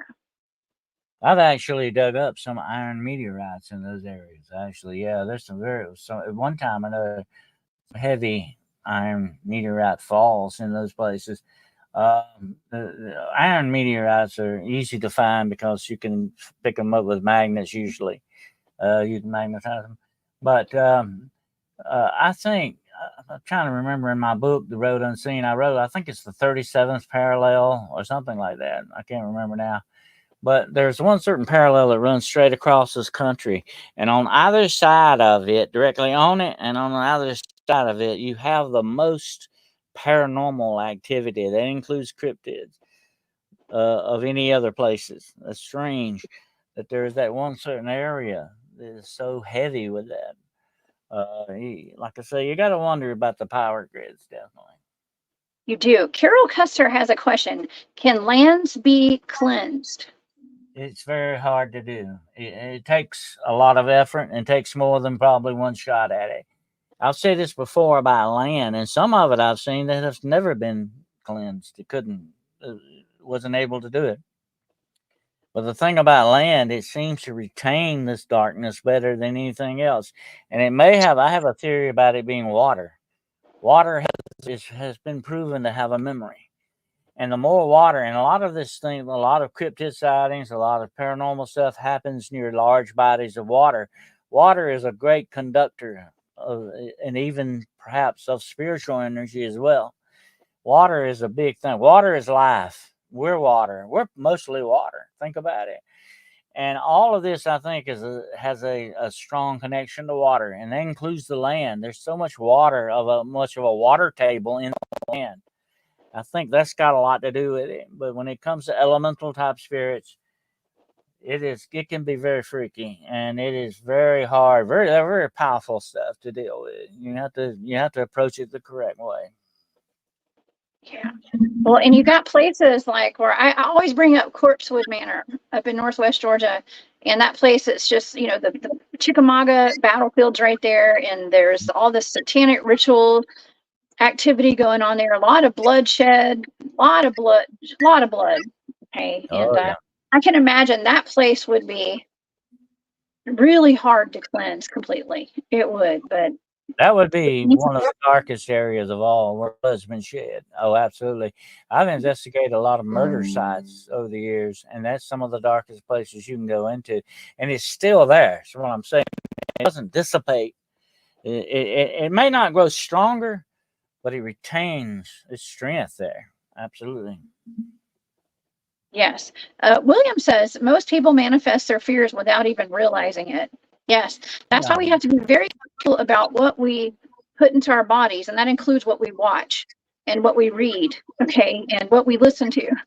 Because we start, like I always use that example of the First 48, that show that I used to watch, and how I used to love watching it until it showed up at my doorstep. We got to remember, Jessica, we all have a built-in hard drive right here. Okay. Everything gets stored, although we may not be able to recall it when we want to. That's like my computer is. But here's the thing about it. It all soaks in. It doesn't go anywhere. And whether you know it or not, it is part of you. Okay. Whether you're conscious of it, it's still there. And that goes with fear. You may push fear aside, but that doesn't usually kill it. You can deal with fear. You can even make fear work for you. Okay, in certain instances, but it's still there. It's still a viable thing, a lot of people, it's cooking on. I call it cooking on the back burner of your mind. Oh yeah. Okay. Bigfoot and mounts. Yes. Okay. Bigfoot and mounts and dogmen and mounts too. And I think re-indigenizing minds. You might be talking about the latitude and longitudes that you had sent. And I did see that you sent me an email, so I'll check my email. By the way, if anybody sends me an email, it's thecryptidhuntress@gmail.com. I know I have an old email running around. That box is full. I don't receive any emails in there anymore. And I can't, no matter how many I delete, I can't get it to give me my emails, okay, anymore. So go to the cryptidhuntress@gmail.com if y'all have emails to send me, okay? And I'll try to get back to you in a timely manner. I'll try, I promise. But thank you for that. So yeah, Bigfoot's, Dogman, and the Indian burial mounds, okay, the mounds. Oh, yeah. There obviously, I guess they're along ley lines. There's a connection to cryptids and mounds. No, definitely. I think so. Because the mounds, there's something special about the mounds. There's some kind of dark energy there. And I think these things, Bigfoot, other cryptids, are drawn to some of this stuff. Absolutely. Just like we talked about certain dogman and maybe werewolves being drawn to cemeteries. Think about cemeteries, okay? There you have the mortal remains of people. You have blood in the land. It's a dark area. When you look at it, places of the dead are definitely that way. I think a lot of these things are drawn to that spiritually, in some freaky kind of way. It's a spiritual tie for them of some sort. It is. Carol Custer has an interesting comment. In a book series that she read, handcuffing in silver prevents werewolves from shifting. Is there any truth in that, Dennis? I don't know. I wouldn't want to attempt it, but here's what I can say. Usually normal chains will not hold a werewolf. He can break them very easily. Like I said, you're dealing with a supernatural creature. If you had silver handcuffs, that might be a novel idea. That might be some way to, I don't know if it would keep them from changing, but it might keep them from breaking loose. That might be a good way to, take care of them. But it can be silver all day long, but it has to be blessed. I've not talked to a lot of people about this. When I was in law enforcement, Jessica, I even had my bullets blessed that I carried. I had my gun blessed just in case I ran up against anything, whatever it might be, good or bad. You have to think about that. And when it's blessed, it gives it the power to disperse the supernatural energy that you're running up against. That's the main focus. It doesn't matter what, it can be copper, it can be silver, it can be iron. Iron's good, by the way, very good. And, I recommend people that if you have some kind of bad activity going on around your house, you take large 10-penny nails and drive one each in the corner outside, the corner of your house, every corner of the house, and the corner of your yard, whatever it may be. Drive them down in the ground. That's a good protective shield thing going on. These things hate iron for some reason. And if they hate it, I like it. That's the way that goes. Oh yeah. Now, if you're considering handcuffing a werewolf, I would recommend shooting it with a blow dart first and putting it to sleep. Okay. I'm just saying that's just the way I think. Okay. I would not even attempt that whatsoever. Oh my gosh. I'm not looking back. FAP, you're hilarious. Okay, thank you for that comment. Okay. Lawanda says there seems to be symbols around witchy grounds, like cross sticks and weird arches made of bent branches, which is Bigfoot activity too. I wonder if people misidentify these signs for Bigfoot and what their connection is, if any. So that's a good point too. Could some of these bent arches, because I mean, I've actually have videos of some that I've come across that are bent sticks or bent trees, and they're held together like in asterisks is what I call them, with other sticks and tied together. Could that be witchy, or is it always big? I don't think it's always Bigfoot. What do you think, Dennis? Well, I think you have to be very discerning with what you're looking at. I've seen structures that are supposedly put together by Bigfoot where they weave branches together, but never seen any in a symbol like there would be with a witchcraft symbol, like the very famous Blair Witch symbol that hangs with the trees together, the limbs together from the trees and all that. If you walk up on usually a witchcraft symbol, you know without doubt it's some type of a symbol. Bigfoot doesn't usually do that. He doesn't usually make symbols like that. Although I do think they leave markers with certain piles of stones that they do. And they may break and bend branches in certain ways to leave signs and signals for each other. I think they have a communication like that going without a doubt. But when it comes to witchcraft symbols, you'll know these are symbols definitely by the very way they're put together. But to me, you just have to be careful what you're looking at and try to understand what it is you're seeing. I mean, if you okay, so I just watched the Blair Witch Project about a week ago with my son. My son was watching it, and I highly recommend letting your kids watch that at some point because it'll keep them from wandering off in the woods. Okay, I'm just saying. I know it sounds terrible, but I don't think my son's going to leave my side now for a while when we're out in the woods. But yeah, if you're going in the woods and you start seeing like what looks like voodoo dolls or some kind of weird Blair Witch dolls put together hanging from trees and stuff, go the other way or something. Like just go around it. I don't know. Just take caution. Okay, take caution. It's never a good thing. Never a good thing. Especially if it has to do with pentagrams, upside down pentagrams. It's a definite giveaway. Yeah. You know what's fun today, Dennis? We should actually. A lot of. I don't mean to interrupt you. Sorry. Yeah. A lot of witchcraft symbolism are runes. You know, if you study the runes and know what they look like, you know what you're dealing with. That's got a lot to do with it as well. You know, I just had a really crazy idea. Like, just go and make a bunch of those little. If you've got a place that you don't want people to like trespass onto, like if you got some private property, especially, make some of those crazy looking witchy dolls out of the sticks, like Blair Witch, and just kind of put them in the trees. Oh yeah. We actually so on my farm, well, we have a family farm, and we've been having a really bad problem with people trespassing to come and sneak onto the property and go fishing in our lake and stuff. That's a wonder. You know, we put no trespassing signs up. They keep cutting through our fence. I'm gonna go and put some dolls in the trees. How about that? I'm gonna go make some weird stick figures. We're going to just hang them up. I think that'll stop them. That'll teach them. Yeah. Right. It's not a bad idea. Years ago, people used to bury witch jars around their property. I know you've heard of those. They put certain items in a jar, mason jar, and bury them in different corners and things like that, supposedly to cleanse the land.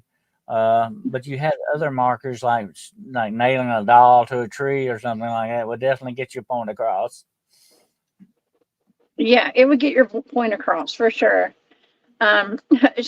Look, Shade Viking says that he never finished Blair Witch because it was too weird. It was really weird. It's actually that movie is supposed to be a documentary, and it will make you just don't eat right before you watch it because it's really shaky. Okay, it's really shaky. It can make you get what is that called, vertigo or something, which could definitely suck. It was filmed to be disturbing. I think that's part of it. That shaky camera effect that throws you off balance, definitely. And the way it ended was freaky, but it was put out that way to be found footage and all that based on a legend, urban legend. It was bound to be as unsettling as possible. That's what the whole focus was for that film. Absolutely. It's terrifying. It's terrifying because then you throw in like the idea of feral people too. I mean, the hills have eyes is actually what kind of scared me from going into the woods for a little while, especially around Tennessee. Okay, I'm just gonna say. Old World Cryptid Carolina says Tennessee is a hot spot. There are families there of vampires and werewolves and dogmen, and they fight each other for land. I think you have a lot of that in the Appalachians. Definitely, you've got a lot of dark magic in there. And the people, you got to remember something about the people of the Appalachian Mountains. They were mostly settled by the Scots, Irish, and Welsh people who brought over their legends and their stories of magic and all that with them. Wherever they traveled, their culture went with them. And that's part of the Appalachians.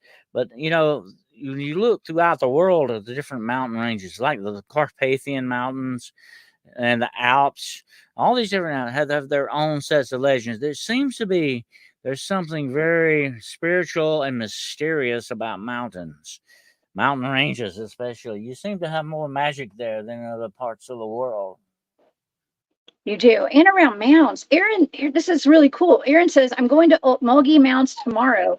I know of a ghost light story there, but not any cryptids. It's so close to Macon, though, that the people have probably scared them off. Now, okay, this is in Georgia. Okay, this is Georgia. Macon is actually in the center of Georgia, middle, right? Dead center, pretty much, down farther south than where I live. But lots of, well, there's actually an Air Force base there. Okay, like military stuff going on, and it's an area in high strangeness too. And just below there, we've got a lot of Bigfoot reports and Dogman sightings. A lot of Army bases around there. Let's just say. So yeah, in the mounts. Let me know what you feel. Okay, when I got out of the Etowah Indian Mounds last time I went here up in North Georgia, I actually heard, like, clairaudiently, I heard like giants. As soon as I stepped out of my vehicle, and I believe there were giants there at some point. Okay, so let me know, Aaron, if you get the giant vibe when you go to that mount. I'd love to hear about that. Well, yeah, giants are associated with mountains a lot, mountain ranges and all that. And like we've talked about before, they love the caves, the cave systems. I think the caves are attractive to a lot of different entities. Yes. Yeah, for sure. Absolutely. I'm looking through. We have a lot of great comments in here today. I'm trying to cover them all before we go today, if I can. Okay. Let's see. Will Rider, I think this is Derek. Okay. Quiet listener, research Marley Woods, Missouri football. Okay, that's football. Okay, we're not talking about football. Not talking about football today. I did have a show one time where we ended up going on a tangent. My guest was talking about baseball, and I know y'all remember that because I even complained about that one. Okay, I even complained about that show. So forgive me for the baseball show. That happened a long time ago, y'all. Scarecrows, Robin. The earliest recorded use of scarecrows dates back to ancient Egypt, where farmers used wooden frames covered with nets to protect their wheat fields along the Nile River. Okay. Oh, yeah. And they thought they may have begun with religious ceremonies where they actually use, since we were talking about dolls earlier, they actually use models of people in some of these religious ceremonies.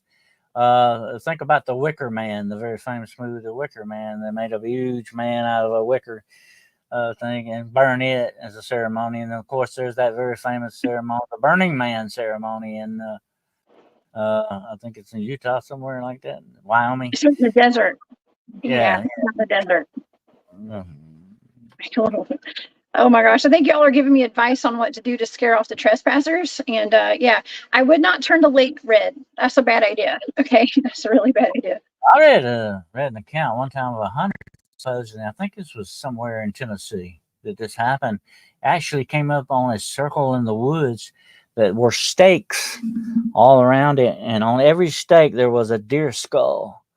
And he said he always thought this was like a Bigfoot burial ground or something.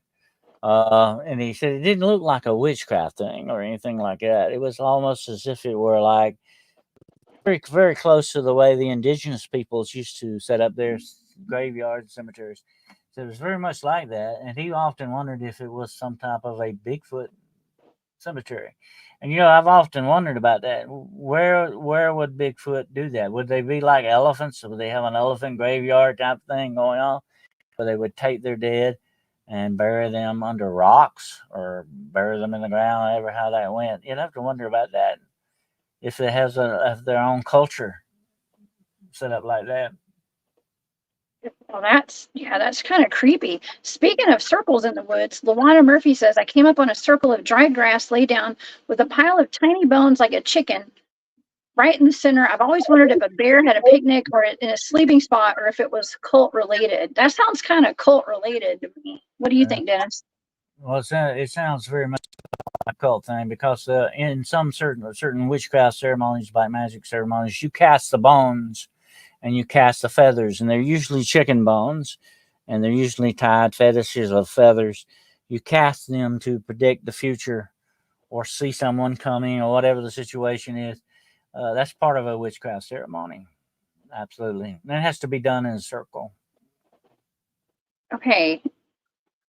Wow. That's why do people who do, and I don't know if you can answer this completely, but why do a lot of rituals happen outdoors like that? Is there a reason instead of doing them indoors somewhere? Why are a lot of these rituals done out in the woods? Well, I think there was, like, there again, that magical tie to the land. I think it had to be done away in places like Stonehenge was put together for certain things like that. Matter of fact, I was reading the other day where they've actually recreated Stonehenge AI wise and found out that it has perfect sound amphitheater inside of it, and you could hear the sound outside of it. That's interesting. So it was evidently designed for ceremonies of some type. You had a lot of that going on, and I think to ancient peoples, the greatest cathedrals and churches were the outdoors to them. You know, I think that had a lot to do with that. Yeah, yeah. Hannah says the energy is raw, unlike indoors. Okay, so that Yeah. that would make sense. And Aaron says you will let me know. Okay, let me know how it goes at that mound tomorrow or today, whenever you're going. Nunya Biz says I think caves are connected to the deep underground military bases.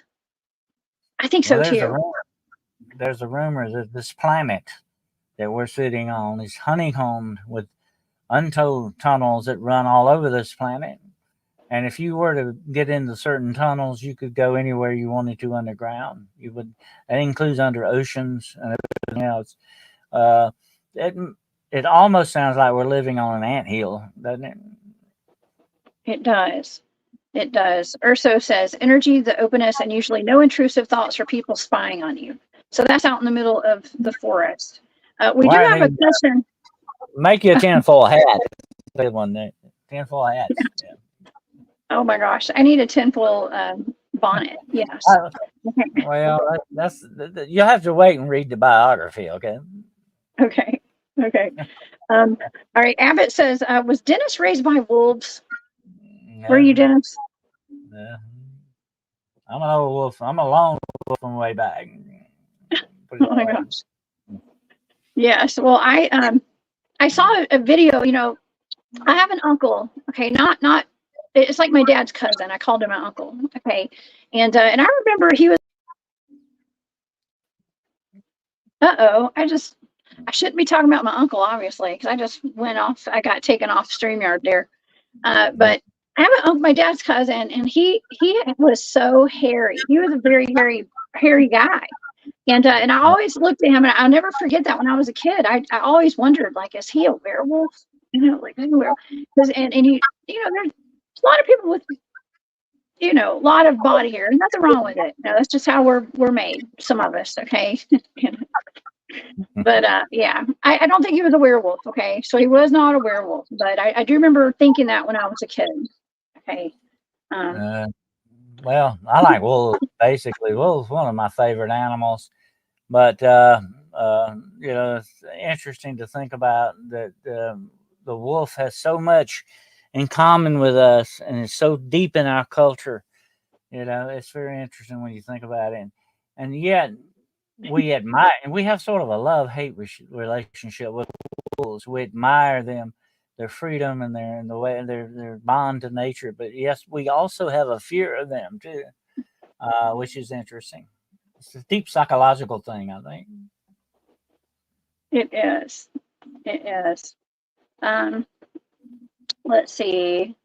Okay, Urso said this is going back to doing the rituals outdoors. I've done rituals for that reason in places like that. So, and it's because of the energy, the openness, and no intrusive thoughts. Okay, you can quieten your mind when you get out in the woods, and it's a beautiful place to go recharge your batteries on an energetic level. So, I can understand. I can totally understand that. Yeah, Oh and yeah. this is a good point. We are energetic beings. To me, there's always sort of a comfort in the woods, in the forest. I don't know. It's just sort of I don't know. It's where you kind of connect with your spirit in a different way than you can anywhere else. Yes, absolutely. And Robin says moonlight at night for rituals, fire and candlelight as well, and sun rituals. Okay. Well, there's no doubt that there's a lot of ritual stuff going on in our woods, our forests. There's a lot of cryptids being conjured, and there are potentially some remnants of some of these circus train derailments, potentially even at Werewolf Springs in Tennessee. Dennis, this has been a fantastic show today. My goodness, we've really covered a lot, and I really enjoyed covering the circus workers.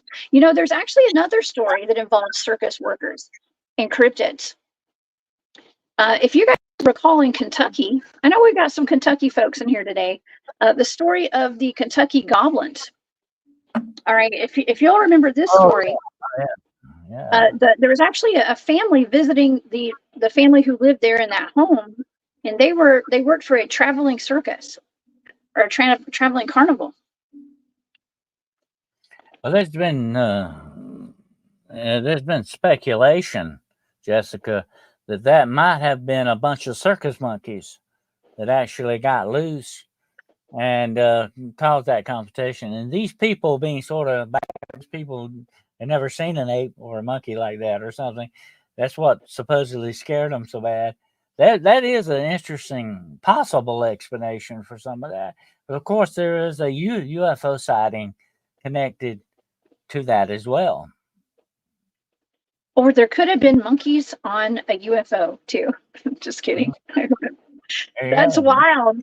I mean, I did this. This was given to me as a remote viewing target a long time ago, and I do think that they were some sort of like some other kind of being. I'm not going to say an extraterrestrial, but maybe some kind of crypto-terrestrial. There was something.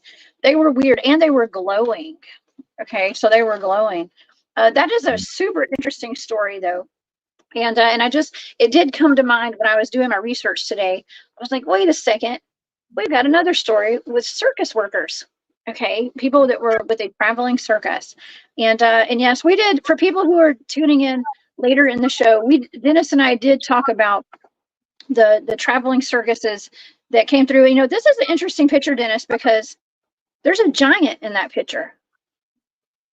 Okay, giants, the main show, I think. Now giants were way more prevalent back then. We actually had giants, like people of giant stature living here. And but at this point, I don't know when this picture was taken. This is probably in the early 1900s, maybe 1930s, 40s. That was an oddity at that point. There weren't many giants left. The only giant I ever met, I actually met at a circus. He was a real nice guy. And he was, I think, about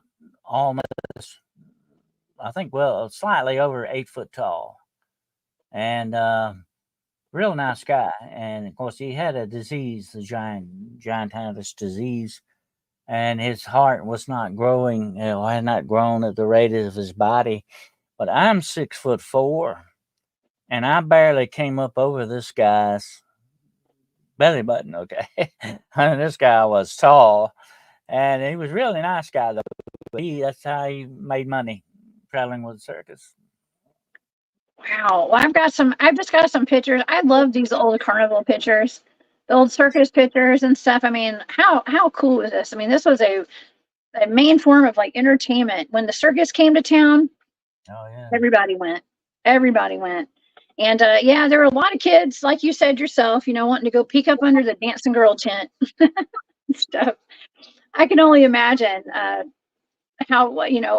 what that was like back then. This is a cool one. I found this picture. This guy is, I forgot, I can't read that, but he was the rattlesnake Sam or something like that. And he's actually got rattlesnakes wrapped around his arm. Okay. I mean, dangerous. Okay, that's dangerous. But he was the rattlesnake guy.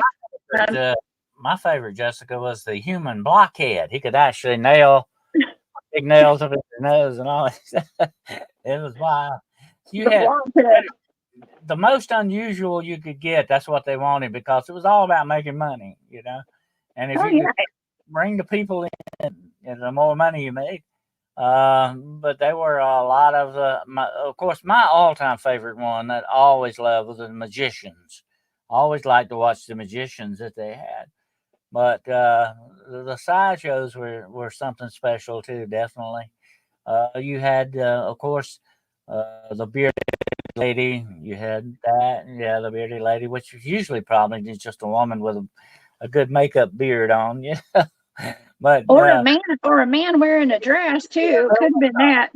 Yeah, there were some women that actually had beards. Yeah, there's a lot of this stuff you never knew what you were looking at, Jessica, whether it was really truly real or if it was fake. That's the interesting thing about the circus.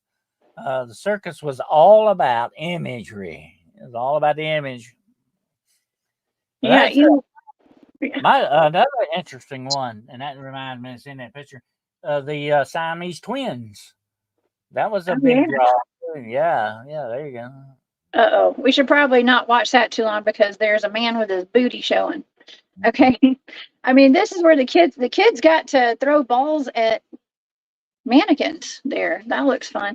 Now, there's a couple of them that are really interesting. I mean, this is back from the 1800s right here. I mean, look how elaborate that float is right there. We're taught that things were so primitive back in the 1800s, but I don't know if I buy it. Okay. Oh, here we go. We got the lobster man right here. I've seen documentaries on this guy's family, and this woman has a big foot. To me, that looks like elephantitis. Okay, so these are genetic deformities. The lobster boy that you see there, that's a very famous one. And the woman with the big feet, those are medical conditions, basically. Yeah. But like I say, if they could make money on it, that's what it was about. That's what it was all about. Oh yeah, I don't know what this is. That's it. Oh, it's like a kid with the hair problem. Problem, but like the disease or virus, whatever it is. The disease. That one looks like the monkey boy. That was another interesting one they had. The monkey boy, and I think your bearded lady there, definitely, and a half man. Oh yeah, the half man, half woman. That's the guy standing next. Yeah.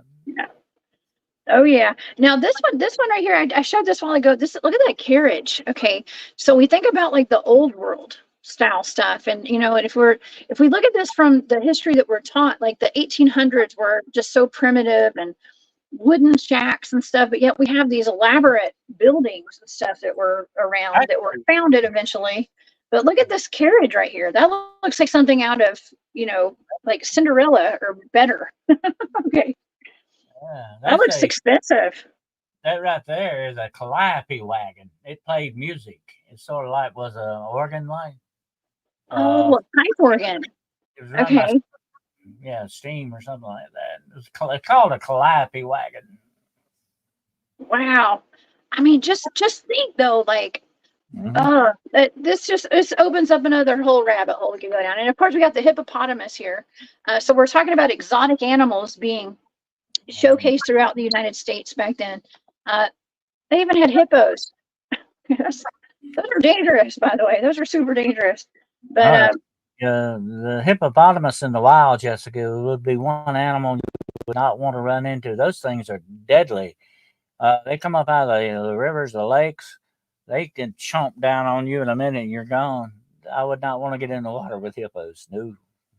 Oh, no, definitely not. I agree with Rocky Mountain Skywatcher. Everything we've been taught might be BS there. I don't know.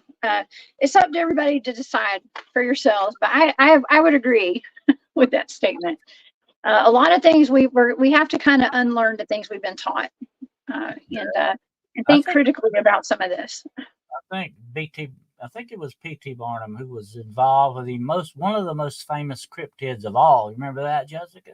The Fiji Mermaid. Remember that one? No, I don't remember that one. The Fiji Mermaid was actually part, I think, ape and part fish sewn together, and they claimed it was a mermaid. Yeah, very famous cryptid, supposedly, the Fiji Mermaid. I was going to try to pull it up. Let's see. I think it looked like Fiji, yeah, Fiji. 1842. So this was back in 1842. Let's pull up a picture. Yeah, this thing looks weird. Hold on, I'm not sure. I think this is a reproduction of it right here. I'm going to go ahead and pull this up. Yeah, it looks like a strange chimera or something. Or to me, I think a lot of taxidermists got creative too. Okay, so it's hard to tell, but this looks like it could be legitimate. Let's pull it up. It looks like a half human, half fish, and it's not the pretty kind of mermaid either, Dennis. Well, I think he had taken the body of a circus ape that had died somehow or another. A This is little just the monkey way or something. this is the way he did stuff. And they took this, and a taxidermist took a fish. There it is. That's it, and put it together, and it was one of his most money making exhibits that he ever had, and he admitted himself that it was fake, and people still wanted to see it and paid money to look at. Well, that's interesting. I would pay money to see that back in the day. I think I would. That's interesting. There's just I'd like a good look at it. Yeah, definitely. yeah. Yeah, these days we have so much AI and stuff, and everything we do is online now. We don't get out as much and go see things hands Right. on. I like to go to museums. I think it's really cool. We have a Bigfoot museum here in Georgia. I don't know if y'all been to it. Uh, my cousin Jesse made the big gigantic Bigfoot that sits out front of it, made out of muscadine vines. That was made by my first cousin. Okay, and so I love that museum, and I highly recommend people get out and go see that stuff. Okay, but yeah, as far as these taxiderm things, that's what I think that could be right there. But hey, they're making money, okay, and it's for entertainment purposes, right, Dennis? Just like all my shows, they're for entertainment purposes only. All right, but Hey, yeah, but this has been fantastic, Dennis. Thank you so much for being here with me today, and going over all of this Werewolf Springs information with me, and the traveling circuses and all that. And I know you have a show tonight. Tell the audience about what you've got going on tonight and about your YouTube channel. okay, well, tonight on Hunting the Shadows, we're going to talk about a very famous lady called Baba Yaga, uh, the Witch of the Wood. Yeah, she's very famous. We're going to talk about her. And then Friday night on Paranormal Point of View, we're going to be talking about the demonic alien connection. And that'll be at 9 o'clock p.m. Eastern Standard Time. All my shows are at 9 o'clock p.m. Eastern Standard Time on Hunting the Shadows YouTube podcast channel. Please subscribe. I think we're heading towards 900 now. So Yes. Yes. Yeah, yeah, please subscribe. It's a fantastic channel, Dennis. You do a wonderful job with your seminars and all your shows. You're always super informative.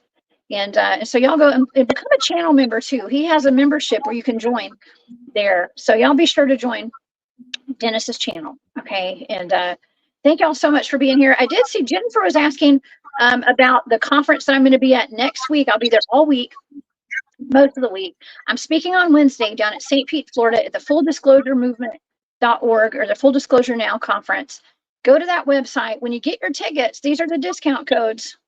Okay. If you want a general admission ticket, for the whole week or for a day or whatever, use FDNC just the 20 for the general tickets, and the other code right here is for VIP tickets. Okay, so y'all be sure to use those when you get your tickets there. Okay, yeah, take a screenshot. It's on my website, so y'all go to my website and check that out.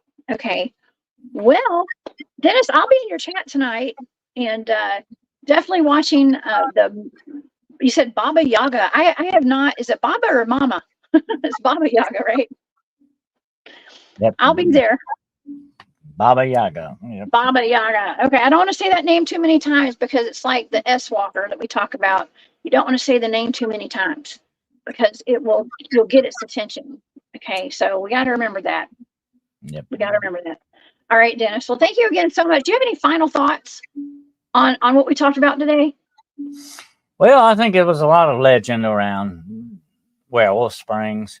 Makes a good story though, but I think it was already a legend there in place before the so-called train wreck and the circus thing. But I think that got kind of blended into it, and that's the way all good legends start. There's a blend of many different things. But it's interesting, definitely, and I would still like to go back. Although I've been there, I would still like to go back again one day, and around Werewolf Springs. Absolutely, see what I might turn up. Yeah. Well, I think that I have another destination location for another. I'm going to say expedition with some of my dudes we go out there and do some cryptid hunting with. Okay, so I might be going up there myself here pretty soon. I do have a couple of trips planned up to Tennessee, I think next month. Okay, so next month. So I might be going up there too. But hey, everybody, you guys, please come back and see me tomorrow night. I will have a remote viewing show tomorrow at 8 p.m. tomorrow night Eastern here on my channel. So y'all please come back and hang out. And please go hang out with Dennis tonight over on his channel, Hunting the Shadows. Okay, y'all please go subscribe over there.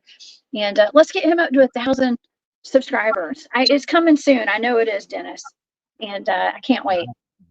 So thank you again for being here. Jane says, have a great day, everyone, and keep your vibrations high. I agree. You guys keep your vibrations high and stay safe out there, okay? Because there are things roaming our woods, okay? There are things out there that can eat us. But just, just be aware. Don't live in fear, okay? Don't live in fear. Go out and have some fun today, okay? Enjoy this hot weather. All right. Okay, Dennis. Have a great night. I will see you tonight over on your channel, y'all. Stay safe, everybody, and come back and see me tomorrow night. And I'll see you tonight, Dennis. Bye, y'all.